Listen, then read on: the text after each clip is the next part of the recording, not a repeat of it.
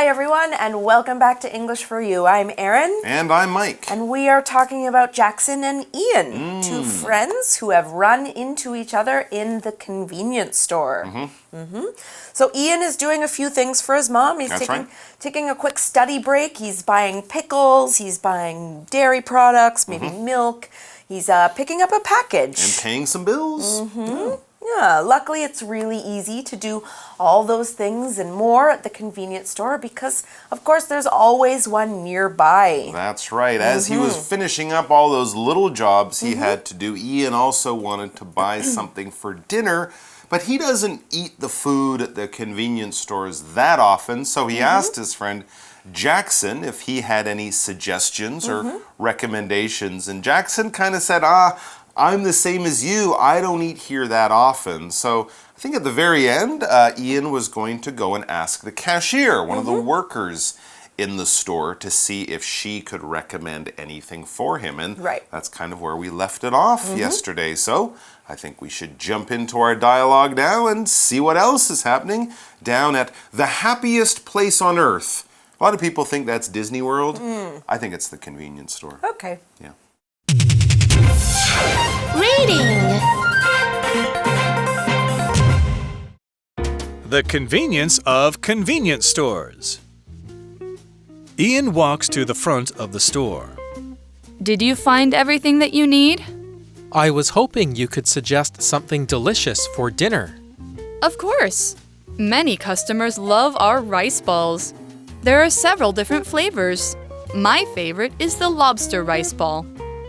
I like the rice balls here, but I'm looking to try something new. In that case, I would go for one of our lunch boxes. Our spaghetti and mushroom lunchbox is tasty and very popular. Great! I think I'll try that one. Would you like me to heat that up for you? Yes, that would be great. Do you have any drinks behind the counter? Yes, we serve coffee and tea. This iced bubble tea is really good. Great. I'll take one for me and an additional tea for my friend. Okay. Anything else? No, that will be all. Your total comes to $112. Here's $200. Thank you. Here's your change and receipt. Have a nice evening. Ian hands Jackson a bubble tea and they leave the store.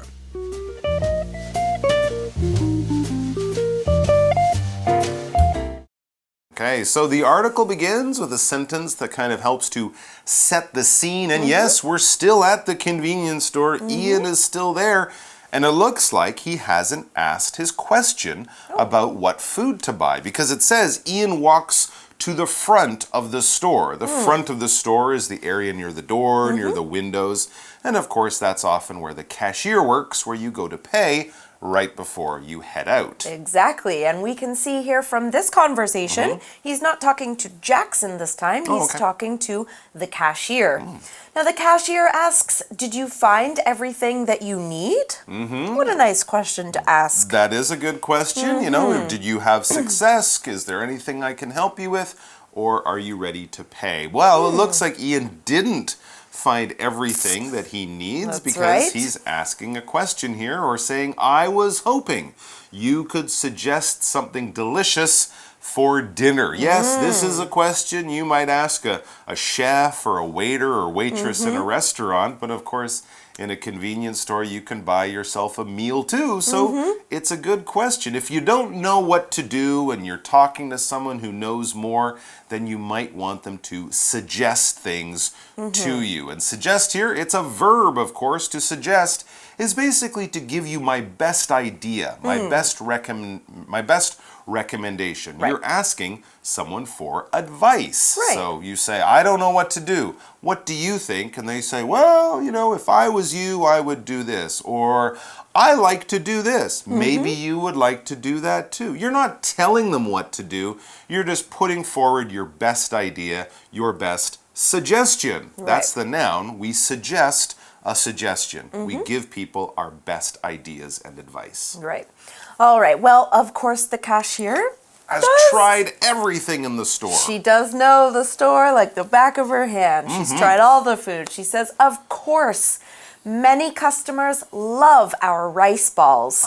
There are several different flavors. My favorite is the lobster rice ball. Lobster rice ball? I guess so. That's fancy. Okay. These are rice balls. Sometimes I think they're called rice triangles too. They come in lots of different shapes and sizes. And of course, for those Japanese food fans out there, you would know them as onigiri. Yes. Very handy. It's kind of like the Japanese sandwich. Yeah. You can buy one, put it in your bag, eat it a few hours later. Yeah. I know lots of people who sort of live on those things. Well, I don't live on them, but I'll have one every once in a while. But I've never had a lobster one. I should go neither. back. That's pretty cool. Well, let's find out what lobster is here.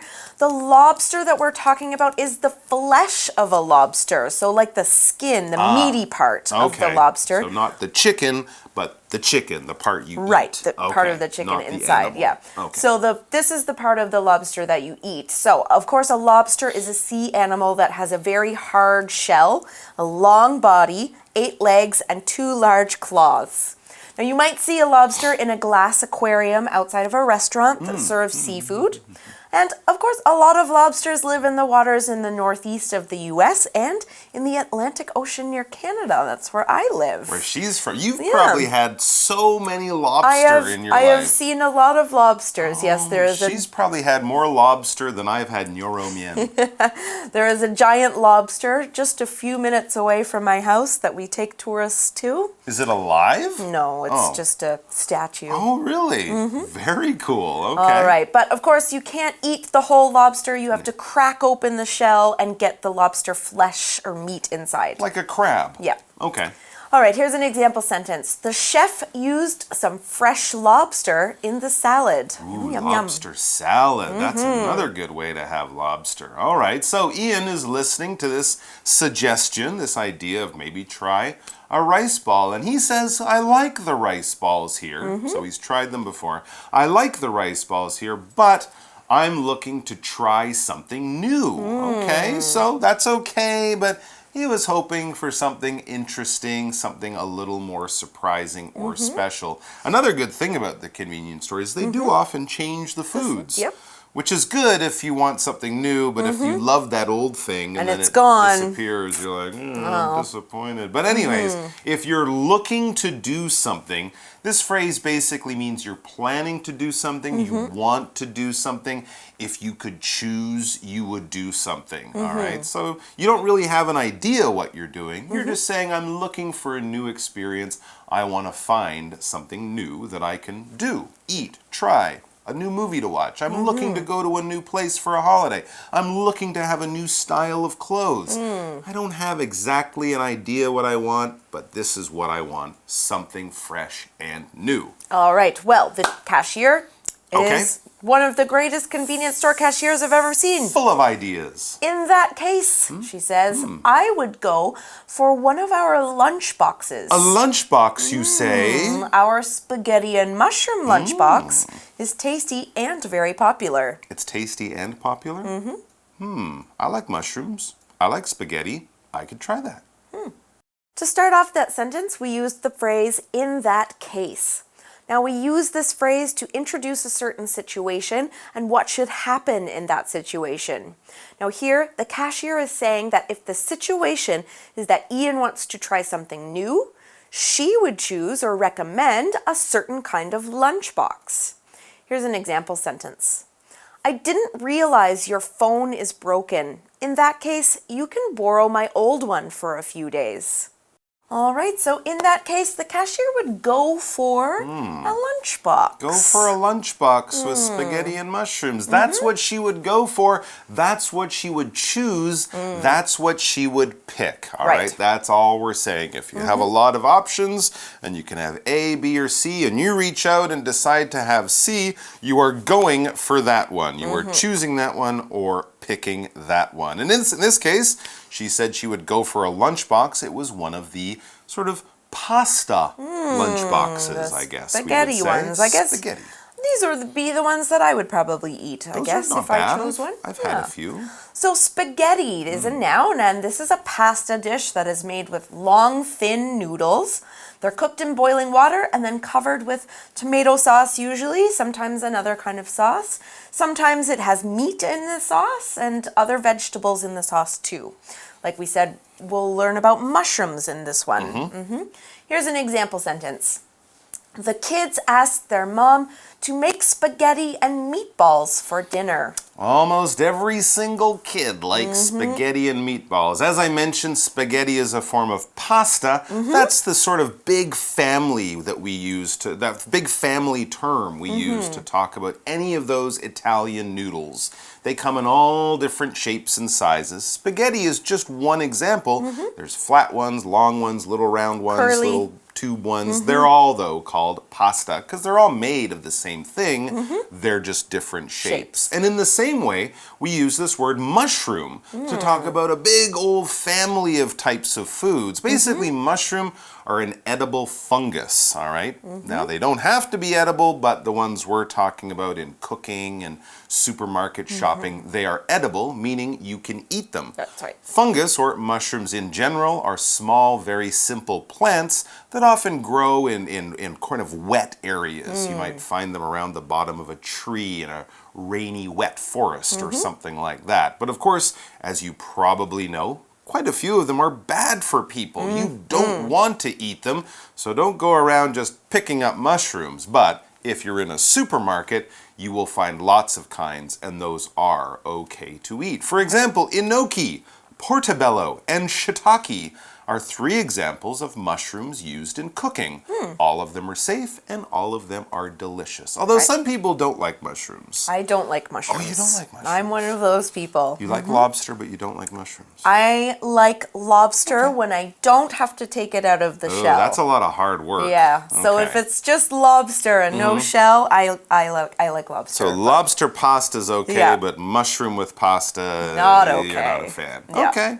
All right, so Ian thinks this is a great idea. He says, great, I think I'll try that one. Good choice. That is a good You know, choice. When And then- someone recommends you something, Yeah, why Choose it. not? Yeah. Especially if that's something you've never tried before. Take a chance and go for it. All Right. right, so the cashier is, of course, happy to hear that Ian will go with her suggestion. And then she offers him a very helpful, a little bit of help. She says, would you like me to heat that up for you? Yeah. Cold spaghetti might be okay, but a lot of people would think, no, it should be warm, it should be hot. If you're making something go from a low cold temperature to a higher warmer temperature, you are heating that thing up. You're Right. heating something up. If you've got an old cup of coffee that you didn't finish, well, you could drink cold coffee, but you might heat it up. You might raise the temperature, put it in a microwave or something like that. Change it from being cold to being warm or hot. You heat something up.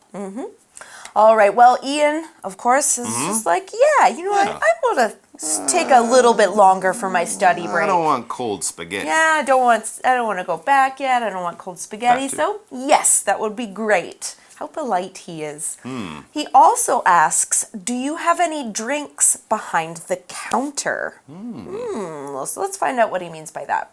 All right, we talked about the noun counter here. So a counter is the place in a store that you pay for the things you want to buy. It looks kind of like a desk, and it will have the cash register or computer on it. Now, a cashier stands behind the counter and helps you pay for the things you want. Or in the convenience store, they might help you get some drinks, or they might help you pay your bills, that sort of thing. All of these things happen at the counter. Here's an example sentence.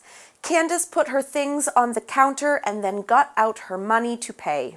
All right, so he is asking for the drinks behind the counter. Now, in a convenience store, they're not the drinks that you find in the fridge. Right. Those aren't behind the counter. That's right. There's So- usually a lot of drinks, but they're not behind the counter, Right. behind that working area. They're in the store, as you said, in the fridges, keeping cool. But they do have a few things that they kind of make fresh for you. Right. And they keep those machines behind the counter. So that's probably what he's asking about. So the cashier says, yes, Yes, we do. Yes, we serve coffee and tea. Yeah, sure. If you buy a coffee or a tea, there's that machine back there. They press some buttons, and in a few seconds, it's ready. And here's something that I did not know they had in convenience stores. This iced bubble tea is really good. Okay. I think of bubble tea stores, and they are also everywhere, but I didn't know you could get bubble tea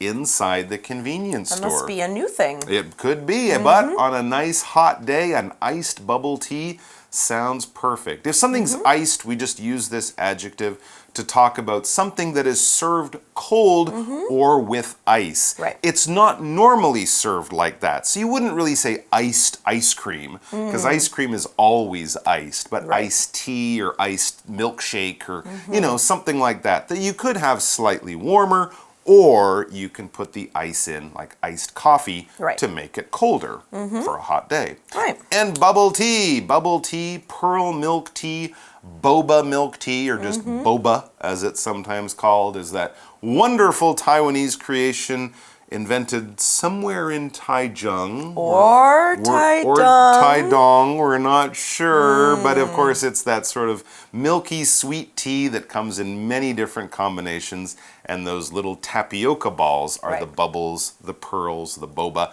Started somewhere in Taiwan, but it's taken over the world. Yes. You can get it in New York, London, Paris, and probably Tokyo. But it's very popular. It is. All right. Well, Ian says, great. I'll take one for me and an additional tea for my friend. 2 teas to go. So he used the adjective additional, and this is used to describe something extra than what was originally stated. So here Ian already said he wanted 1 tea, but then he used the word additional to say he wanted 1 more, or an extra one for his friend Jackson.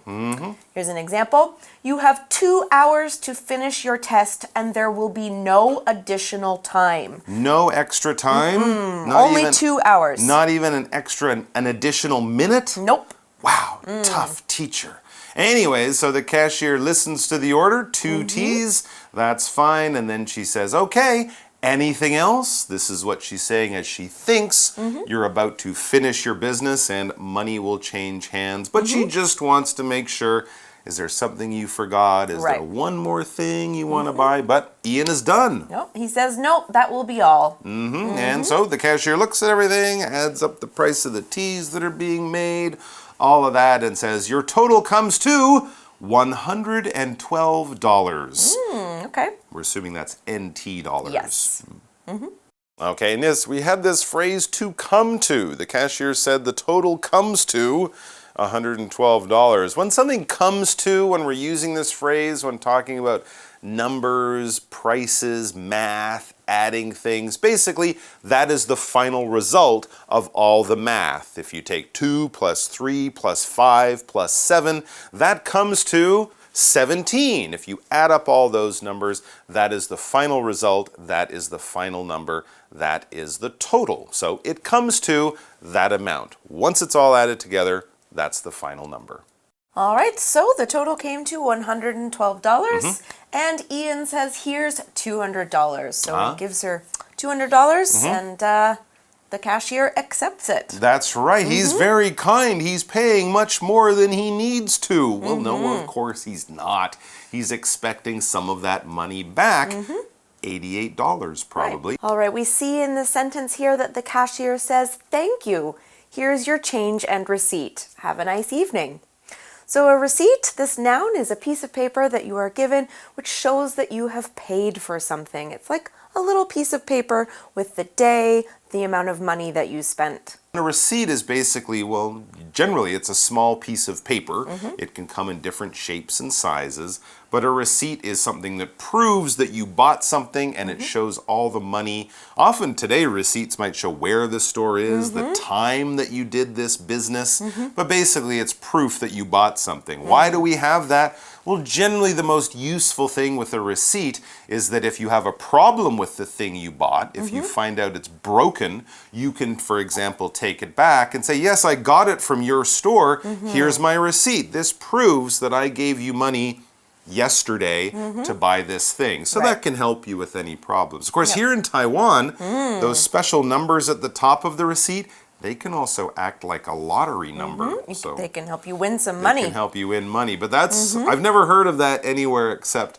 here in Taiwan. So in Taiwan, a lot of people collect their receipts. Yes. In Canada, we often throw them away or just leave them in the store. Yeah. Because if you're buying a bottle of water, you're not expecting to bring it back. If you buy something expensive, though, you keep it. Always keep the receipt. Because as I said, if there's a problem, the receipt will help you get your money back. For example, we could say Ed took his change and receipt from the cashier and then put them in his pocket. That's probably what Ian did, too. Yeah. All right, well, we are almost finished today. We've got one final scenario. It says here, Ian hands Jackson a bubble tea. There you go. And they leave the store. Happily drinking. Ian's about to go eat some dinner and then get back to the books. Right, back to the books. He's got some studying to do. Maybe eat some pickles, too. Yep. All right, well, we are finished with our article today. Stay tuned. We'll be right back with our For You chat.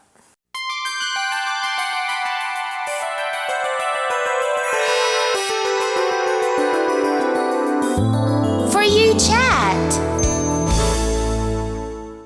All right, welcome back to For You Chat. Our question today, what are some of your favorite things to buy at convenience stores?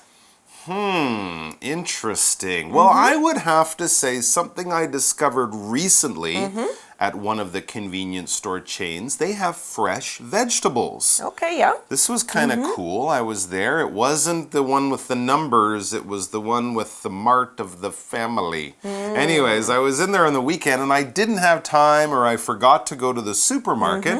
But I went in and they had fresh tomatoes, fresh onions. They have hot pot vegetables. Lots, yeah. I wasn't making hot pot, but I can use them to make pasta or, you know, different things. So I was quite surprised to see that because that store is a little bit closer than the local supermarket. Yeah, well, for me too, the convenience stores, usually I buy milk. Milk. Because I don't want to walk all the way to the grocery store to buy That's milk. the kind of thing you often forget to buy, but when you're on your way home, you can just pick it up and you're home a few seconds later. Yep. Very convenient. Yeah, so lots of different things to buy at the convenience stores. My favorite's milk. He's now buying vegetables. I just love the vegetables.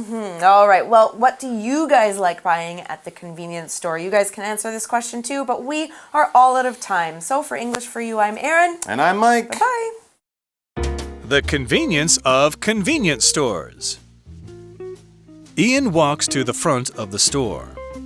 Did you find everything that you need? I was hoping you could suggest something delicious for dinner. Of course. Many customers love our rice balls. There are several different flavors. My favorite is the lobster rice ball. I like the rice balls here, but I'm looking to try something new. In that case, I would go for one of our lunch boxes. Our spaghetti and mushroom lunchbox is tasty and very popular. Great! I think I'll try that one. Would you like me to heat that up for you? Yes, that would be great. Do you have any drinks behind the counter? Yes, we serve coffee and tea. This iced bubble tea is really good. Great. I'll take one for me and an additional tea for my friend. Okay. Anything else? No, that will be all. Your total comes to $112. Here's $200. Thank you. Here's your change and receipt. Have a nice evening. Ian hands Jackson a bubble tea and they leave the store.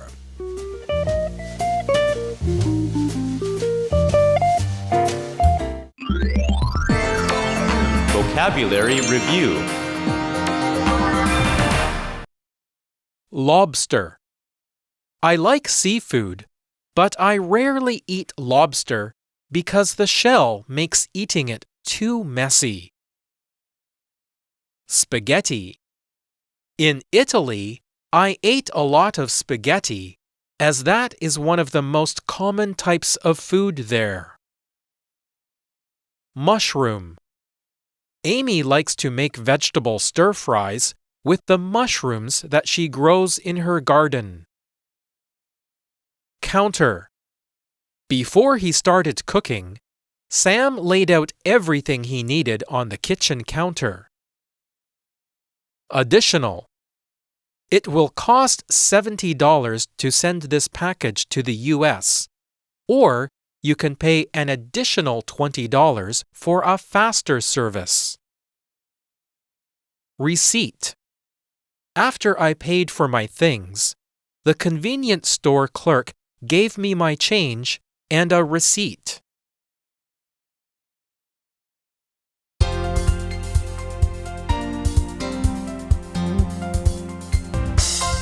以上节目是由活用空中美语制作。活用空中美语杂志，请洽询全国各大书店。